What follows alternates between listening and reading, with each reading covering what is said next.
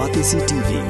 Lon Rashapi da ka Frank Motors ka Jaka Dekali ka Batamai jong ka Tata Motors halat ko ni Shillong ringkat bakanet foodish Ordar mapi nginwan ramani hakir dobyeng jongpi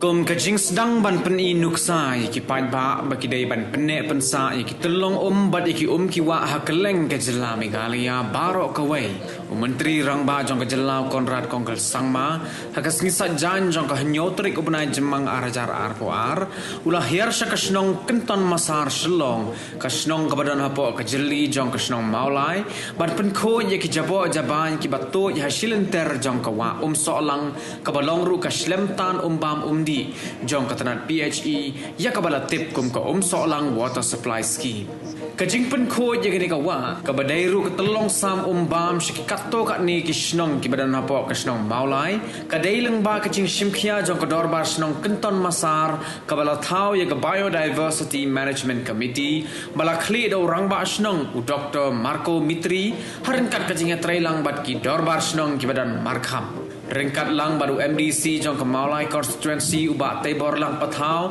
lem baru rang ba snong jong ke snong maudat baki uba biar kharmujai menteri rang ba uda Tong ki Jaboh ki ba per ha Umsohlang da ka ba pendon kam de ki tensong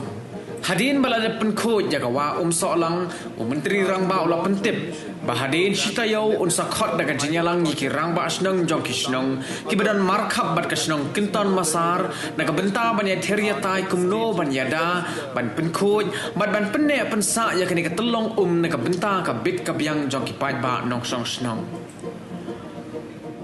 This entire stream of Umsohlang, we are here to work along with 5 or 6 of the community in the localities out here to ensure that we are able to revive and clean and make sure that the biodiversity and all the other aspects of environment and ecology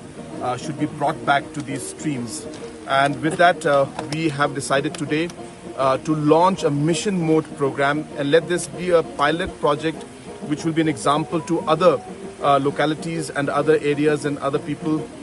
in the state as well as in the region of the Northeast as a whole, that if the community and all the stakeholders and the government all come together, work together, we can reverse the impact of climate change. We can reverse all the aspects of what damage we have done to our streams and to our natural water bodies. If we work together, we can do it. So we have decided to get together along with the Rangbashnongs of all the different localities